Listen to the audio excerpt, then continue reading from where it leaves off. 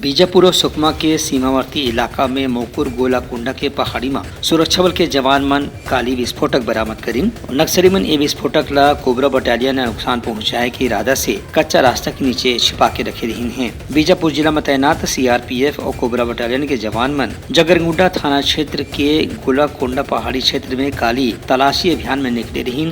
तभी रास्ता में ओमन के नजर वायर ऊपर पड़ी जो की कच्चा रास्ता के नीचे से अंदर से बाहर निकले रही से खोद के देखे में पता चलिस कि वहाँ विस्फोटक सामान दबा के रखे गए हैं। जवान मन की ही निश्चित रूप से ये नक्सली मन तलाशी अभियान में निकले जवान मन ला नुकसान पहुँचाए बर और उनके ऊपर हमला करे बर ये विस्फोटक ला रास्ता के नीचे दबा के रखे रही हैं। फिर जवान मन के नजर पड़े ले एक बहुत घटना ला टाले में मदद मिल गए है। जवान मन के कहने हैं कि इसने तलाशी अभियान के दौरान जंगल के भीतरे रास्ता में घलो विस्फोटक ला खोजे जा थे। Bureau report Utlanga news.